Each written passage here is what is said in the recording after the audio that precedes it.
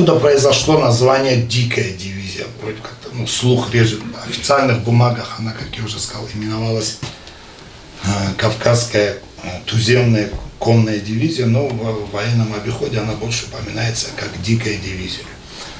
Есть две версии происхождения этого названия. По одной версии вот это слово «дикая» зацепилось за дивизией из-за ужаса, который испытывали к этой дивизии австрийцы. На них просто их парализовал, внушал дикий ужас. Внешний вид наших этих всадников этой дикой дивизии, усы, борода, такие лохматые папахи, за плечами бурки. И вот представьте себе 3000 самых таких со всего Кавказа отобранных воинов, когда там с криком «Ла иля илля ла илля Аллаху Акбар» на тебя несется. Наверное, это на самом деле впечатляет. Вот. Ну и плюс продвижение дикой дивизии сопровождалось легендой, что российский император ведет в Европу какие-то дикие азиатские племена, которые не знают страха, не знают пощады, и даже там чуть ли не употребляют мясо младенцев в пищу. Настолько вот как-то это все муссировалось. И вот это прозвище «Дикая», есть одна из версий, что это пришло, зацепилось за дивизию благодаря австрийцам. По второй версии, тоже я ее читал, когда первый раз дивизия, все 6 полков собрались на военный смотр. Представьте себе эту картину, там кабардинцы в своих национальных одеждах, башлык, цвет, там газыри, папахи, дагестанцы в одном виде, чеченцы в другом. У всех разная одежда, у всех разное вооружение, кинжалы, лошади разных мастей, пород. И вот тут 3000 человек вот так в ряд стоят. И командир дивизии объезжает эту дивизию, посмотрел вот это вот такой раз сборную Кавказа по, скажем так, по кавалерии. И заканчивая осмотр, он своим сопровождающим свите, одному из сопровождающих сказал: а дивизия-то у нас пока дикая. И вот эта вот его фраза, которую он обронил в своем узком кругу, как-то она разлетелась, и вот по одной из версий дикая она стала называться именно благодаря брату царя Николая II. Как вы, наверное, поняли, сформировать дивизию, как я уже сказал, не составляло большого труда. Уже желающих было очень много. Отбирались туда тоже, кого попало, не брали, как правило, по личным рекомендациям кого-то авторитетного. Допустим, один брат говорил: вот если вы возьмете моего брата, я за него отвечаю, он в бою не струсит, раненого не бросит и так далее. Вот по таким рекомендациям это формировалось каждый полк.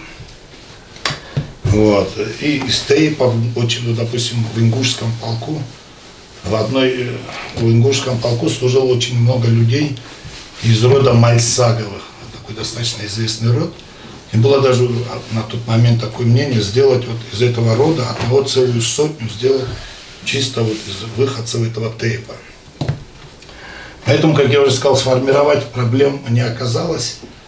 Оказалось гораздо сложнее вот из таких воинствующих индивидуалов сделать такое слаженное боевое подразделение.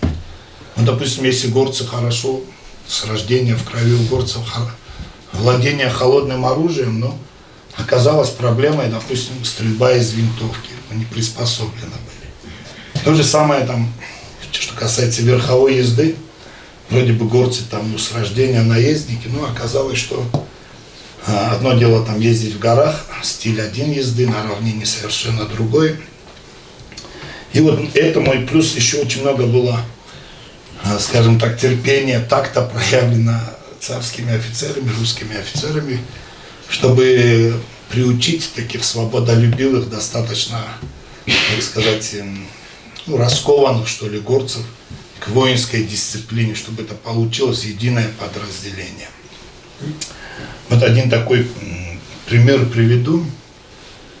Один из офицеров ведет нашего всадника, ставит его в караул, в сторожевое охранение, понятно, и говорит ему: вот здесь стой, смотри, приближается неприятель или нет.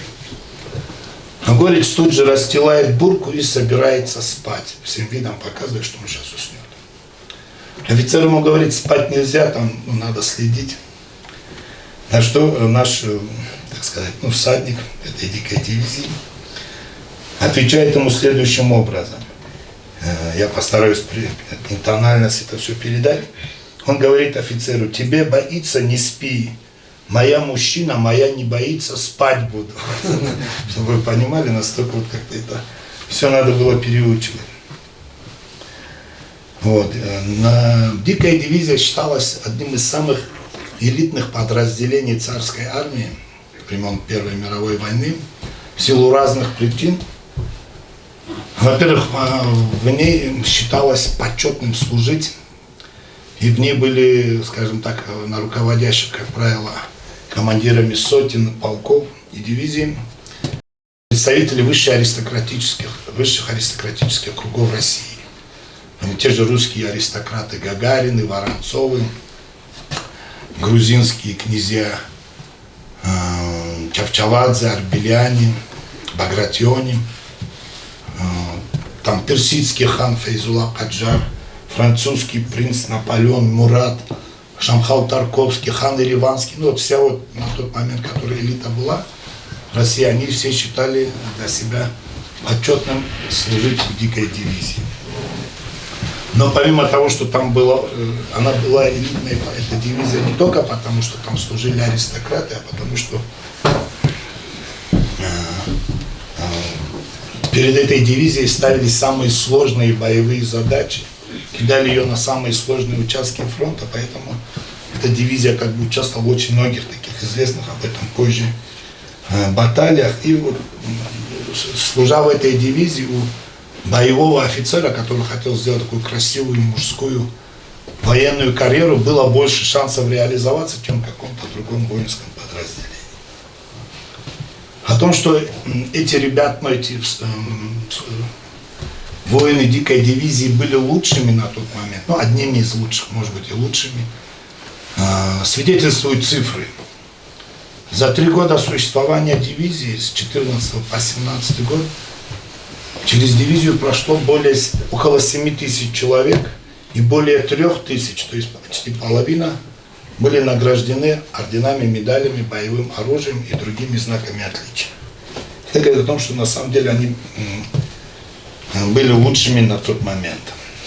В чем была еще уникальность этой дикой дивизии?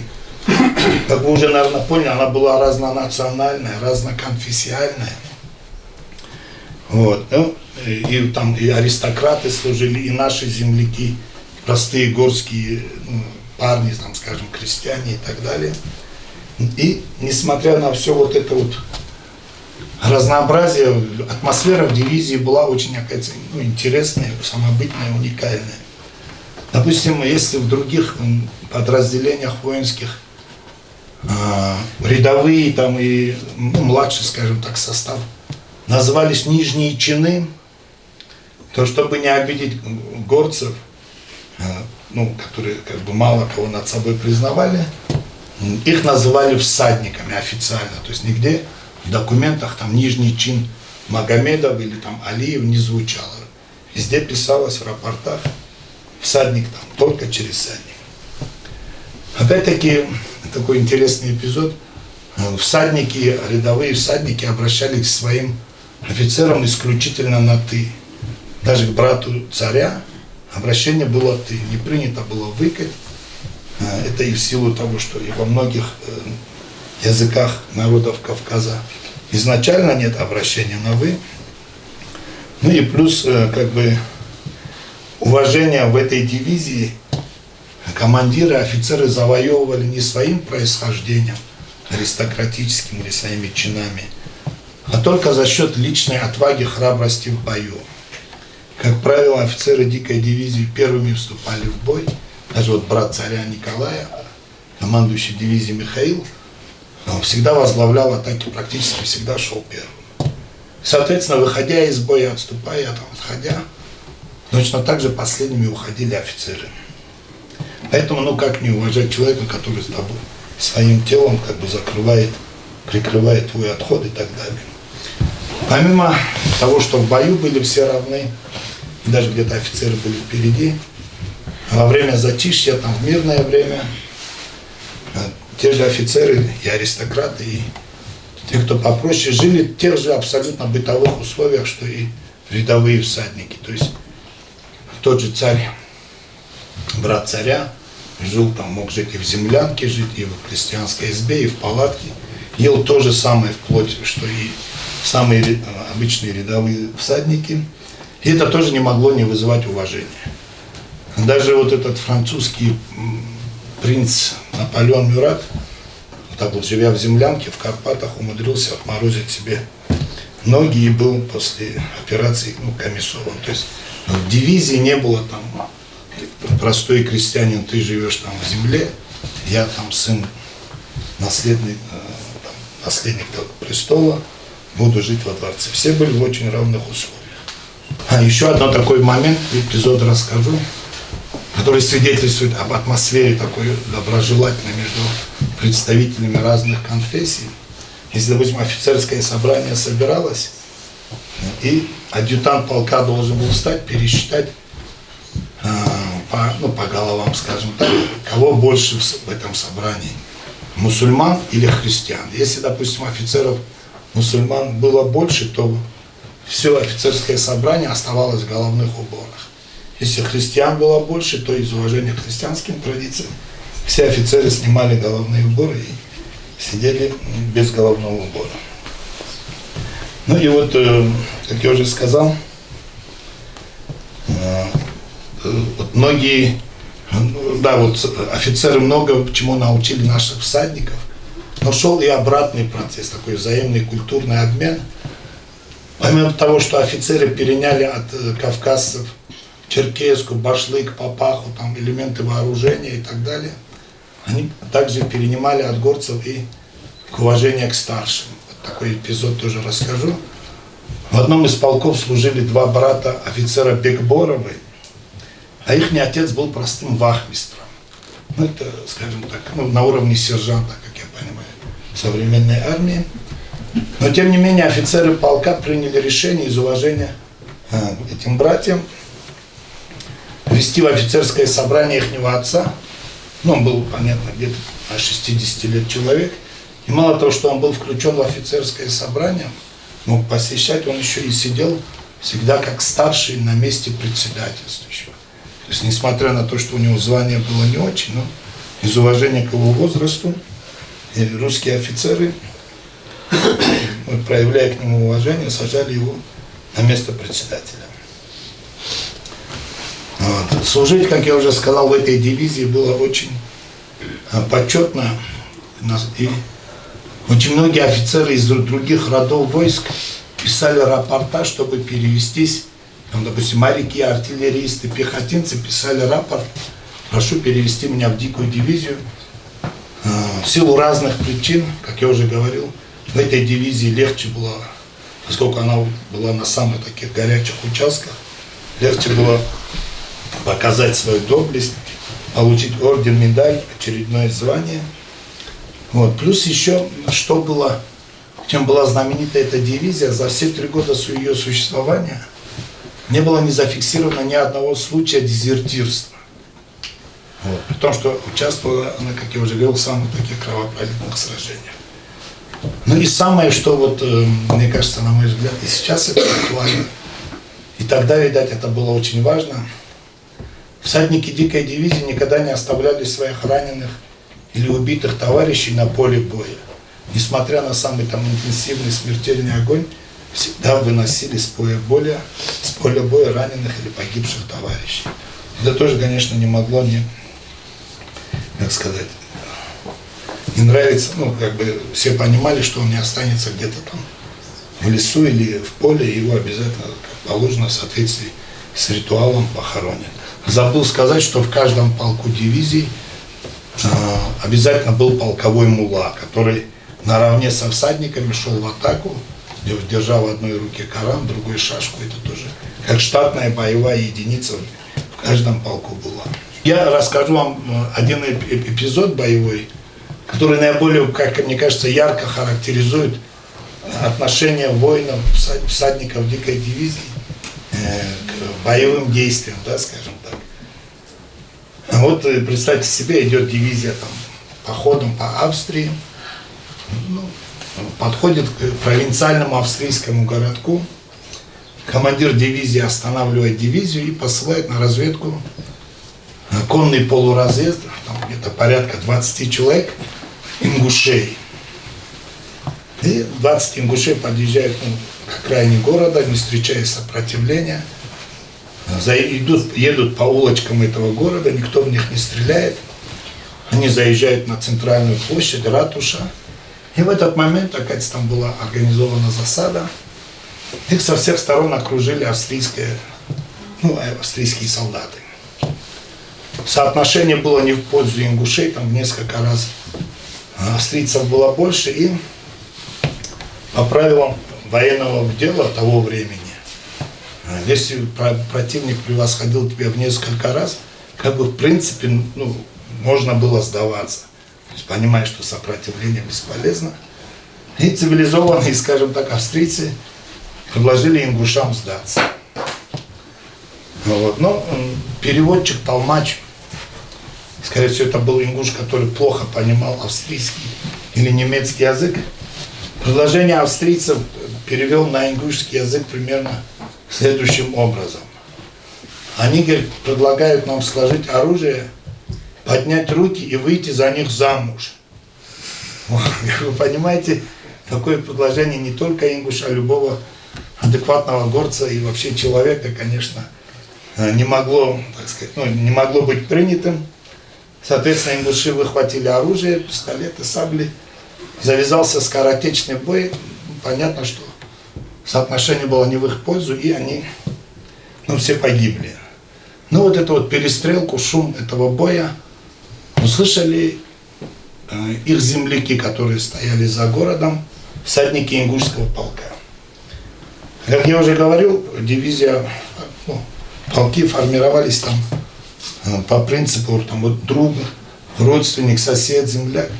И когда ингуши услышали, что их земляки попали там в засаду, в бою, не дожидаясь приказа, ингушский полк уже пошел выручать своих, скажем так, на выручку своим. Другие полки, которые видели эту картину, не желая, чтобы вся слава досталась ингушам, тоже сели на коней и тоже поскакали в город. И, буквально за несколько часов город был очищен от австрийских войск. И вот один из офицеров этой дикой дивизии в воспоминаниях пишет, что вот если бы все делать по правилам, как положено, по канонам военного дела, узнав, что в городе есть австрийский гарнизон, я должен был окружить город, провести разведку, найти слабые места в обороне. Какие-то мероприятия, процедуры должен был провести, которые заняли бы от нескольких дней до недели. Благодаря удали, отваге, доблести всадников дикой дивизии, то, что в обычном порядке занимало неделю, вопрос был решен буквально за несколько часов. Он пишет об этом с очень большим пиететом всадникам дикой дивизии. И к сожалению, скажем так, боевой путь дикой дивизии закончился в 17 году. В Петрограде случилась революция. Многие воинские подразделения были деморализованы, не хотели воевать. Это уже чуть другая история. Единственное подразделение, несколько подразделений, которые сохранили боевой дух, это была дикая дивизия. И ее в том числе планировалось направить в Петроград на подавление мятежа, скажем так. И если бы это удалось, может быть, история России и даже всего мира пошла бы чуть по другому пути. Мне, честно говоря, распирает от мысли, что наши земляки, и хунзавцы в том числе, и кавказцы могли решить судьбу целого мира. Но судьба распорядилась по-другому, Всевышний решил, что им не стоит в этом участвовать. Дивизия вернулась на Кавказ, где была расформирована. К сожалению, дальнейший путь наших всадников у каждого сложился по-своему. Вы, наверное, знаете, после революции началась гражданская война. Кто-то участвовал не на стороне красных, кто-то на стороне белых, кто-то уехал в эмиграцию. И на этом, как бы сказать, славный путь дикой дивизии был закончен. И вот последняя буквально ремарка. Хочу привести цитату из сообщения Петроградского телеграфного агентства от 17 ноября 2015 года. Они пишут, вот, мне кажется, это очень сильно отражает дух дикой дивизии. Психология горцев в отношении боевых порядков решительно сближает их с рыцарями, которых можно было заставить сражаться лишь на началах боевого равенства в одношеренговом ряду. Вот сейчас чуть-чуть расшифрую. Если вы помните, немецкие рыцари, рядовое побоище, когда они выстраивались для атаки, в одну шеренгу ставили, потому что для рыцаря было неприлично за чьей-то спиной идти в атаку. Ну, как бы. И вот то же самое, вот, если кто-то решит изучить историю дикой дивизии, то же самое происходило и в ней. Если, допустим, в атаку отправляли ингушский полк или кабардинский, в других полках начиналось возмущение. Почему они идут? Мы что там, слабее или хуже? Вот настолько они ревностно относились к этому делу. Поэтому о дикой дивизии я, честно говоря, могу говорить больше, но все-таки и мне, наверное, и вам интереснее узнать о наших земляках, которые в ней служили. Добровольно абсолютно контракт пихон разумеется. Азитрол нарац чует чубосы или босы, ярагосы. Ази логендер чуги бугун киннагу яраг чидомеху унарн цехаскуни клер ярагио. Ну, локо хазан хелсимо хихи зохдогу толанха унанал. Хал фармиро тавизи конечно, цин байхму она царский указ гцунха добровольно один чай руцис билауни. Цо чиу гуаню хаситлур наград гуани.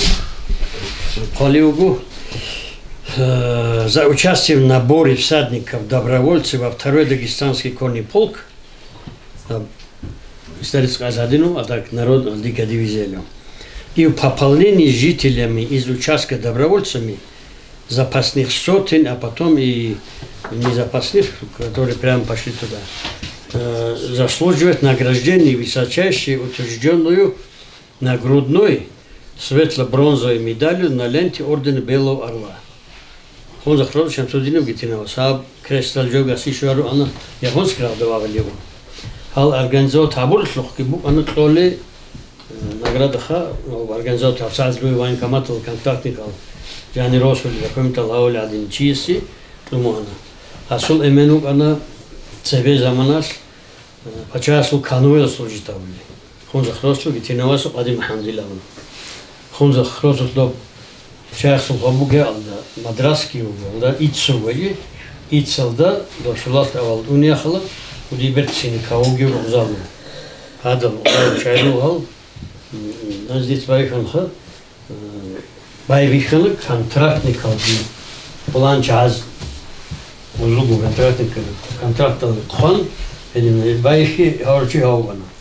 Хаду, тлелани списуку ханик яхасмицка. Хонзах Росутля,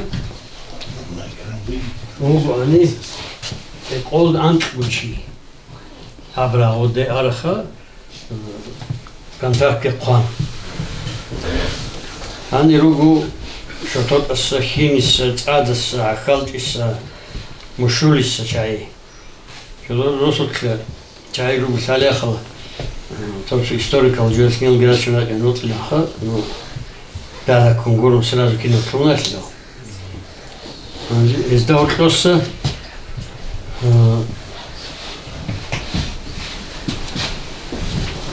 Ал Георгиевский крест изолюра знак отличия военно-ординальному дошел. А по-народному, значит, Георгиевский крест. Из Бабихула крестал, он крест теперь нас Бабихула. Он قابل شو بحرشي هون إيه الغدين هون أصحابه اللي داهج بحرشي هون إيه اللي آخر السي полный георгиевский кавалер охунан тот сескрестки Аққасанликун процесске шварчи. Хени един чукана Магомаев Гайрбек. Хайдарбек, Магомаев Хайдарбек. Киу крешуму аноси Япония сулада, Япония убзада ахалчиш. Кигу киелуги процессиги крешуана хаб участбичунию переверовайналда. Два чази чуандо. Расул васкиу ана Хайдарбеку Рашид илан Абдурашид. Огиу ана переверовайналда. Инсул садахуния хитина лоханчи. То Японияларда гирук ара. خدوهاني قراغي اللوجي جاد صدق دوادان سلاخلا واحد دربك وكذا شان سجيل أمو سنت المرقس والله بتلاقي خال أمو واسكو شان لو يدينا لقن شيء واش دي كم كون تسيب تشاي وخجوت سيئون هاو وبتني شيء وشلو هدربك يشوم أمو تسوق يورسكي كريست أو كمليست الله صدق دولة صادو كبل أنت لزونس Один чай крестал гируги хаско алихани зупай схождение бог чай гжоги янит он анхал Тевелант лезус анцушон гитун хавас ана георгис кресквичи Казахстан левит он догватин хо дватан хал Тимур Сахигу ну буквально профессионалик идритли юниги чоял Мерсил хутана анжани ке олда анцучи угатен ке олшучи угатани азул пачи анцучи анцил шуванчи варзул қаллаж анеулит севях ну мерсил политика ботлоби туинтун юдат сон тумал хейдун анжал сон хутсон тумал клато киел ха сора жогил марз эра қалдилат инло один чаралу анха анжи граждан дагул заманаш بار أتراد الآن بوجو زايد حليش قارت ووقت الخاريوجو هاو جوريس كي كريست كي دوم خص شو مو أرى أنا خون زخرس لا يتناوس محيدين الأورشي هاو بعد رقم دواتهم أصل يتصل الواسو أنا أتسيو أباسكو كربشول بعد بهنسر لبهر مخص Первый красный начальник аварского управления Эльдар Мухаммад Хайлевичи. Асулятство он ауки едингу базу ходов оно зайд хажис қор доход қанугу начальник цатанихского участка Айлхау выходил. О асу ятствоски Эльдаров Мухаммад хан ол жугу гюкана участник Первой мировой войны. Они Суратову, ну, художник Рома Хараха, красные агитаторы, как агитируют, уже мирные обстановки, Зоханеком, Алиану Арагуди Сураталадинам, Дикидижи Чайгругдо, Петроградом Дулехеспинугахала, агитатор зу агитации Гибейхун, аз Яонха, Дагич Аланиле, Ромихас хирл лагаз ругел он тисан хезис колха жолад вичуле или хирл жаллагас колла азда аул жугион агитаторс хебугиле жодор расил жан клужо ну жодор клуги клуоне Тимур Сахигу таларон жиги кинна хазиши ара халлу ана пишун боеспособный пишун قتل جدورجو روك على خنجي شيء زي كورخا солдатал برو солдатал أبرق مختون يوهان إذا تستون وأنجي ليف تولستوي إذا تمسو واسكيو أن هاني سلوجيتاو ديك ديفيزيا واغني أنجي وصول سوبي واسكيو أن ريبارتور هذا باللوابد أو شهر الدا para davle khas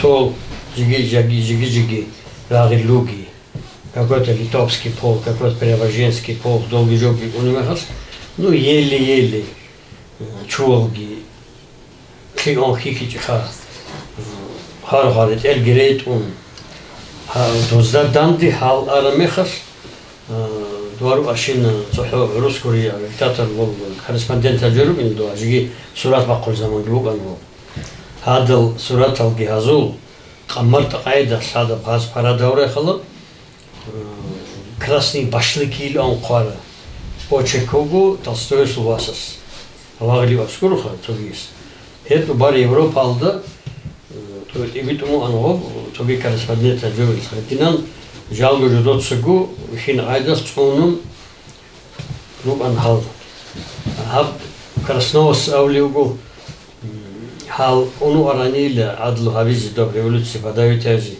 Питер жанирачени ну колан адлу ну адлу ши он баррикадаги лайланха ну азиги Şimdi inarın doğdular, артиллерия yok, gügah burası dikkat divizi çoğu rücayru anhal, nemer Allah kelen azigi, hal inçu doyegi tarusuna yana. O yüzden erahinon doyeri taru adinan, tavarni vagon erahinon racan hal Port Petrovski aldı, hadı uje revolüsyalı kloretlitle ha, çoğul hanikan, çoğul doykanı az netler hadım. Aran kala, Mozarski kepsil aran kala yani. Aran zaygunu Mozarski Ukrayna su kara kiski. Dua çoğul ibnu hoğandı basada. Çoğul qat'i qancil aqalda, çoğul jani hadagi tusabi ahtellu wal ha masada binan hawlaha dua işin siyok, arhani işin siyok, arelon so replika adin rekhulun johon Речь халк иди, хаду уже забелен сон. Кижоги, дани советского комитета мигасайлу архал текстил до бад. Ритуан сибире дижоги, туагс ради жемесил. Анже хале муслим атайо хаду царара титлон хо красный партизанский отряд героцана хау баарду лақалды. Кан Сул отряд сул гузайт хажи скоро красный отряд илон. Хауги ясул итину отсубан Расулилла. Расулу 1897 года рождения. А война началась Цилу Кайсон Байханха. Цилан Цусамар. Адинан контракт ки хан хау мунит иногил Расулай ан сазера халат. Хау контракт ки хан ард цадак Saat bugün almuni poyuz aldı güvahın doyakiyeli katşara xalvatun xazdamun hanşiyeli araqı elahli vallahi çişim jovildim adin kalkas xan şarbu значит ну xado adosuna dikadimiz bakara nas kaldı totoz alxa qay şixan olsa şu barjo vadil militan halli on to Allah hoca hali çayru gel, dört çenjel on kasare xavga saçada xoar sogi xamza qildi. Gozul emel grupun va hagal to. Rakkara al çane hada da çay ma karşı. Hada ikin Allah xamşis bu ana sabgo Georgiski krest. O xavli sabavli kiyeli. No polni kavle roqni tin rozos Türkçe yonosha to krest. Şöyle ha Osvaldo он qal medalgi on Georgievsk. Тоже очень ценная награда. Медальги крест бахничи. А муслим легендаргу значит, на службу вступил всадником добровольцев 3-ю сотню 2-го Дагестанского полка в 14 году, 1 сентября. Произведен младший урядники. Уже в сентябре за боевые отличия награжден Георгиевской медалью 4-й степени, Георгиевским уже крестом 4-й степени, то медаль, то крест Георгиевский. После окончания Киевской школы прапорщиков стал прапорщиком. Значит, уже в 15 году, 20 сентября, он прапорщик. Наказанием и взысканием по службе не подвергался. В походах и делах находился против Австро-Венгрии с 9 ноября 2014 года по май 2015 года. Ранен и контузии не было. Вот. Постановлением Георгиевской думы Второго Дагестанского полка прапорщик Авосин награжден солдатским Георгиевским крестом за то, что в бою у деревни Новица 3 июля, вызвавшись охотников с несколькими всадниками на опасную разведку, под губительным огнем проявив находчивость, распорядительность и выдающуюся храбрость, собрал ценные сведения, помогшие нашим спешным цепям разобраться в положении, что дало возможность отразить атаки противника. С 2014 года служил осадником в Дагестанском полку, награжден Георгиевским крестом 4 и 3 степени, произведен прапорщики, и еще в 2015 году заслужил орден Святой Анны 4 степени с надписью «За храбрость». А удиваться, уже царь заманил, она министр МВД и еще военком республики. Окончил до начала Отечественной войны, успел окончить военную академию. Ну, потом уже подсакай жоги одинан карьеры хон университета один чад каду хо. Себелен сон койсон бачан шишини хвараза жолда божил жоли. Мехасла Совет Хокумат заманас Ханхо репрессирован и расстрелян в 1939 году. Ну, посмертно потом реабилитирован. Это не история лугу, Русачаз лугу. Ну, Хазимурат Донугуэль лугу, профессор, Госхвар будут их дагестанцы, участники Первой мировой войны. Япония зухал, Хоролос, и я саму Анна, Шугу, генерал с мероприятий. Они до их говору и чайру издал, але Малачхану Авакар. Участник Первой мировой войны. Асул Эбель Хозахкова. Ну, Малачхану правильно. По матери же Алихану не напишет там. Асул Именгиук Анна Хадим Мухаммадица Аурадиннан Хадим Мухаммади Айт Бергиру Анханиса Ашит Асол Асул Эмен Нурмагомед Малачханов Служителю Андоги царский каноэ. Генерал-майор, участник Первой мировой войны. Генерал-майор, он стал потом уже, когда он тоже, оставаясь верным клятве, остался на стороне белых или царской армии. А Первой мировой войны Асул Караха, участник Первой мировой войны, штабс-капитан 2-го сибирского графа Муравьева-Амурского стрелкового полка, награжден Георгиевским оружием. Хал креста с Орбук инчо, параллельно с ним идет и очень такое ценная награда Георгиевское оружие в 2015 году.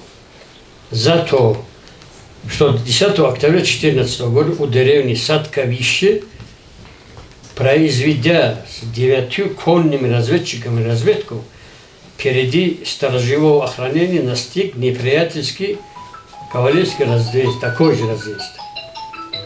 Их было 10 человек. И, будучи встречен неприятельским огнем, вступил с ними в бой, который кончился взятием плен 5 немецких драгун, 8 лошадей и всего снаряжения разъезда. Озул Анцучи Ясул, Шугу, драгунов, Квартиросунуха, Мичку, Чуг, Вахнугу и так далее. В 1917 году он уже капитан. С февраля 1918 года заместитель командира по строевой части отряда. Отряд назывался «Защита Родины» и учредительное собрание. Уже Хахазу Родинники учредительное собрание до их Гурбонжиха. И потом уже на Дальнем Востоке, где был расквартирован маньчжурский отряд в городе Уссурийский, а уссурийский первый вагазик, она арусали ходит, уссурийский дороган. Там уже такой линии фронта, как Царицыны, или таких не было. Огромная территория, где-то около Уссурийска белые, где-то красные. Нахились лукой бакер кахтет қалмамуас, жақа чита шаарги кунугин жал, оқанан кумаки дахлилигин жудле бачуниги, продовольствие ябудокха. Халк бугин бахар зуқан. Агитация выша. Землю кому? Крестьянам. Заводы кому? Рабочим. Все ничего есть дома, все ничего. Вот дай Боже, халк анха. И все, и написано, что, значит, генерал Тимур Цахыгу ал-Накр Шабалдарюк, он указан троллю унарн хаскап белый. Офицерство проходит, то не всегда же он был генералом, и капитаном был и так далее, там подобное. А Сукиновниги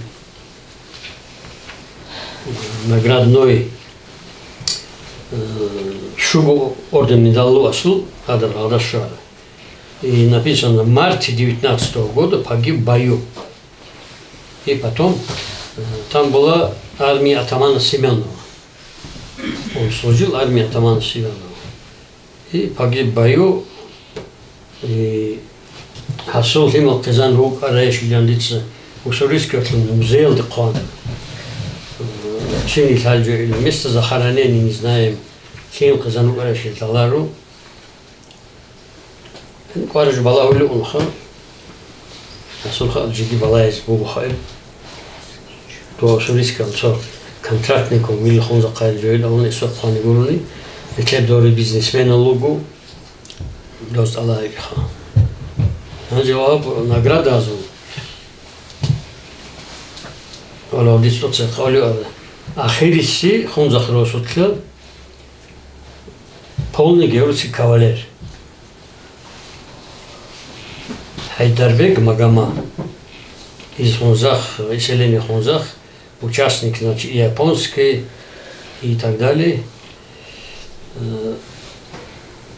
Командир второго дагестанского полка, полковник по фамилии Амил Ахвари, в рапорте 18 ноября 2015 года начальнику штаба пишет, генерал Юзефович Леонову, сообщил о том, что имевший Георгиевский крест первой степени юнкер Гайдарбек Магамма, значит, умер от ран 29 сентября 15 года. А он по кресту Арчи, Алтаз Нахат Обудин Дагал Треведи Хагумат Кибихана, последний полный георгиевский кавалер из Хунзаха. 15 года, 2 июля, у деревни Шупарки, вызвавшийся добровольцем на разведку с явной личной опасностью под губительным огнем неприятеля, осмотрел проволочные заграждения, нашел в них проход, выяснил доступ к окопам противника и так далее.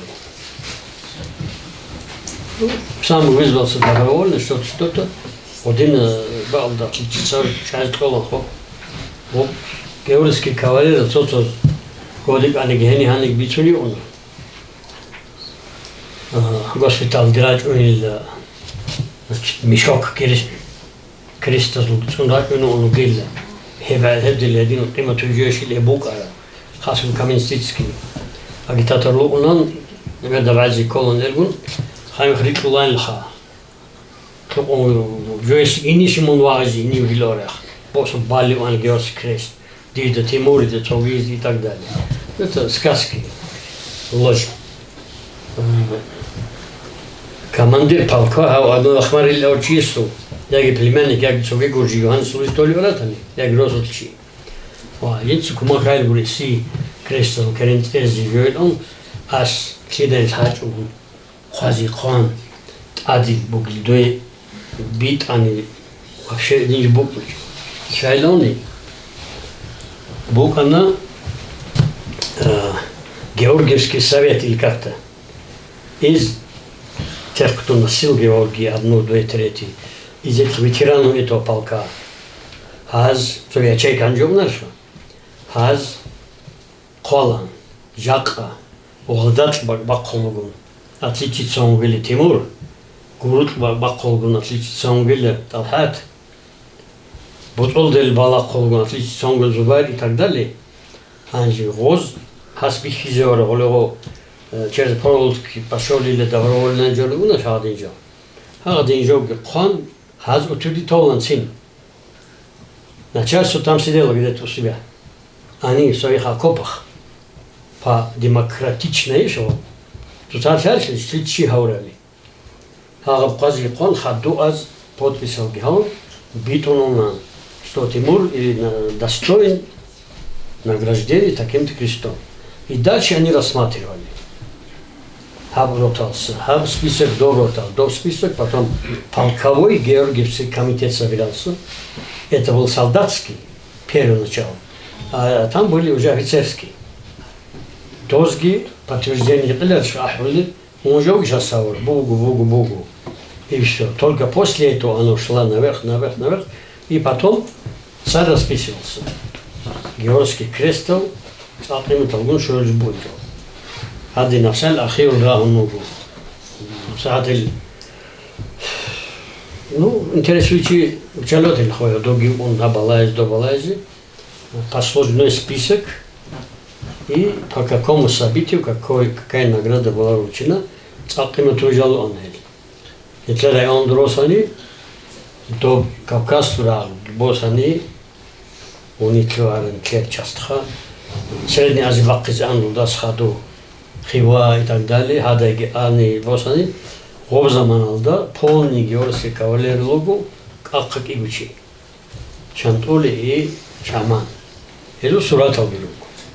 Они служили 30 лет или 40 лет, уже стариками были. Это полк их кормил, пенсия гуагу тарал он своел. И последний Таугуну полный георгиевский кавалер ихонцер. Махсуд илуг вади, то георгиевский, солдатский, то офицерский и так далее. Ну, это другая история. Зединан Ханджазу, тарих экилершха, крестозлугу, медалзу, керенцунугу, олокхай, Расул Халай. Молодой юноша уже приехал с 4 наградами, 3 креста и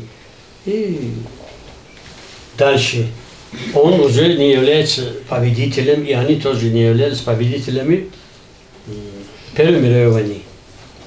Хотя лично Халосани, Дада Конгиротосани, Киносани, Бишну Огар Айдас, Чулги, Амар Альчезион, Жалгуги, Михин Айдас Агилу Архал, революции Канха, Бихама, Ханжл Ангурун, Ханжл Шихавани. Ицал Киду Царахуна Назу, Ал Ямузин Шез Бехичу, определенный период, Босаниха, Первая мировая война. Они настоящие вояки. Сенники хал нечези, я хазул хакал, тлец бийцы нечези юэджу. Ну, халай хаки, қолдан чиухан тлетани, рошу тлаха.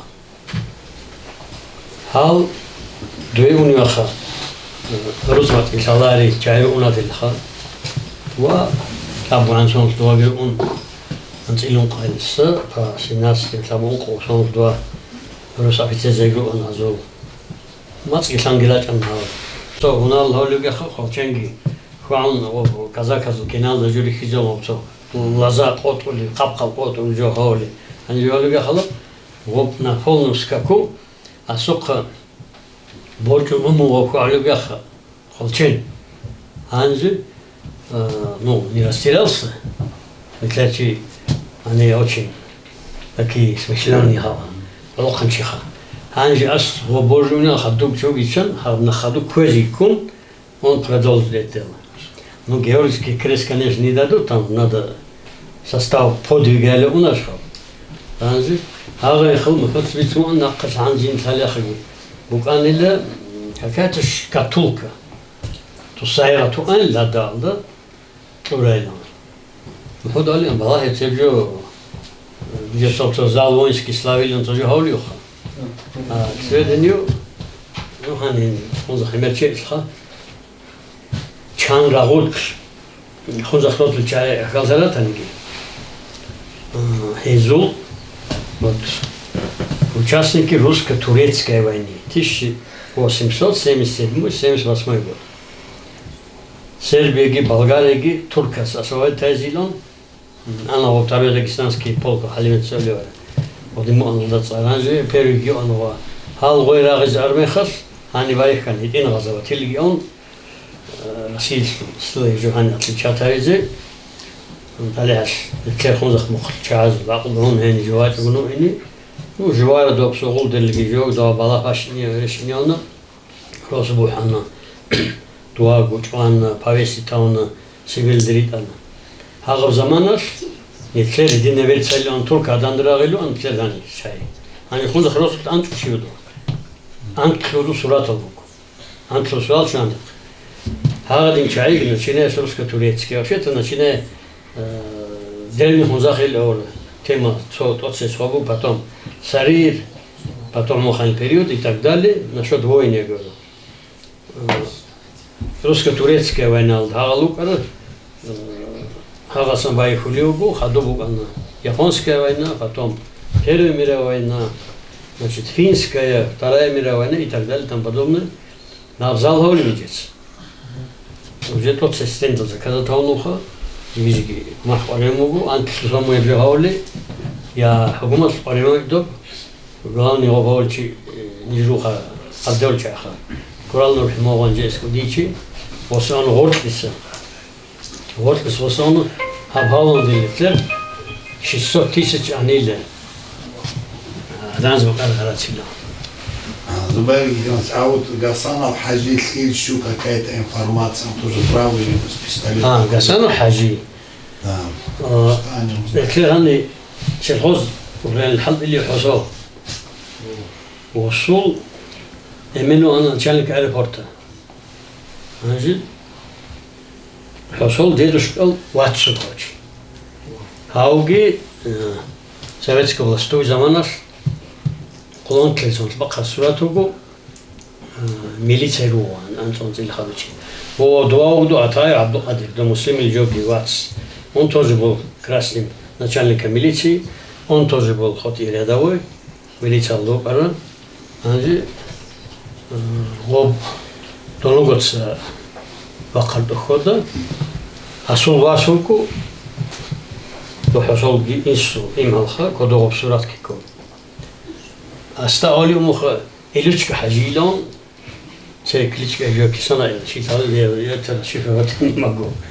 ميليتسا لو حط اللي وقع نشانك ميليتسا دو وقعها طلع حاش تحكي ميليتسا دو أرشيو بعرض الأقل ده вот это он тоже был красным партизаном орден боевого красного знамени имел отряд да дедушка простые крестьяне рухи рук арчай ахи рук арчай ана халды ха бала вазал рукайкану ама Чони ос ши ситуация каниги хаз жодор қоқи би хизан горни чониги жагал жохан азайт худо лен бин хавго ана аден ал хази мисал шу вечеру ана жода яс хабаркал ханжи Зубаев Гетенович, я как могли, то, что знали, может быть, не все, что знали, ну, попытались с вами поделиться. Есть очень большая надежда, что вот здесь молодежь, которая присутствует, может быть, кто-нибудь или те, кого здесь нет, когда-нибудь выберут историческую стезю. Может быть, то, что сегодня мы сказали, мы положим на YouTube-канал, выложим. Может быть, для кого-то это будет базой для реферата в школе, для кого-то дипломной работе в институте, может быть, кто-то напишет кандидатскую, еще лучше докторскую. И вот это наше небольшое мероприятие, в котором мы все приняли участие, послужит как фундаментом для этого. Хочу поблагодарить всех, что нашли время. В наше время все немножко заняты. Отдельная благодарность Халимат, вы дальше всего были, приехали с этого Севинги и Баркала.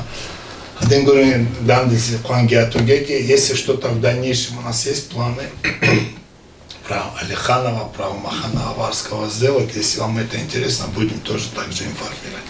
Баркала, Кинезибу, Сахлим.